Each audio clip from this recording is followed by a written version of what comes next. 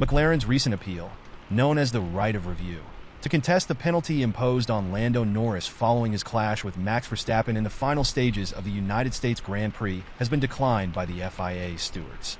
The Woking-based team filed the review ahead of the Mexico City Grand Prix weekend, aiming to overturn the 5-second penalty issued to Norris after he overtook Verstappen off-track during their battle for third place in Austin. The request led to a hearing on Friday, where a McLaren representative attended a virtual meeting with the stewards to present their case. According to FIA documentation, the purpose of the hearing was to determine if any significant and relevant new element was available that had not been accessible to McLaren when the initial decision was made.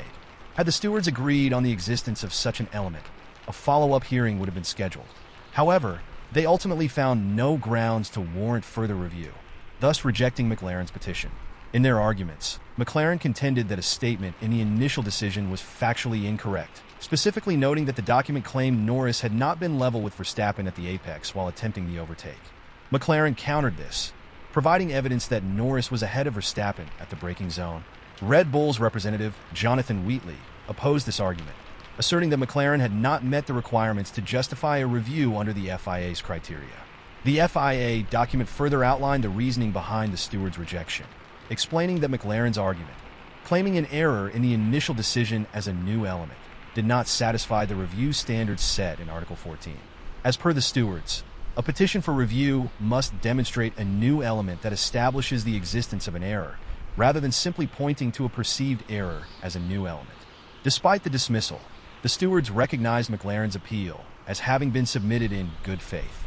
Following the decision, McLaren issued a statement expressing their disagreement, asserting that the FIA document, which highlighted an objective, measurable, and provable error, should indeed qualify as an admissible element under Article 14.3 of the International Sporting Code ISC.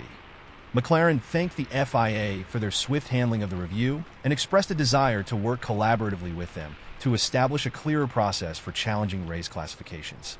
This outcome underscores the complexity of the review process and the strict criteria set by the FIA for such petitions. Despite their disappointment, McLaren's efforts highlight an ongoing dialogue within F1 about fairness and transparency in decision-making. Looking ahead, McLaren remains committed to finding constructive solutions that ensure teams have a fair opportunity to contest decisions that impact race results, hoping this experience will guide future proceedings. Hello, McLaren faithfuls. If you enjoyed this video, make sure to hit that like button, drop a comment below, and subscribe so you never miss any McLaren F1 updates with relaxing ASMR elements.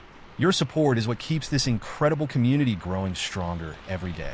It costs you nothing to like and subscribe, but it helps the channel tremendously. Let's continue the conversation and share our passion for McLaren F1 together. You can also discover my journey as a passionate creator navigating life with challenging disabilities.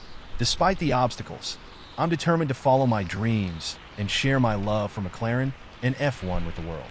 By becoming a patron, you'll not only be supporting my dream, but you'll also gain access to exclusive content, including untold stories of legendary F1 drivers and much more.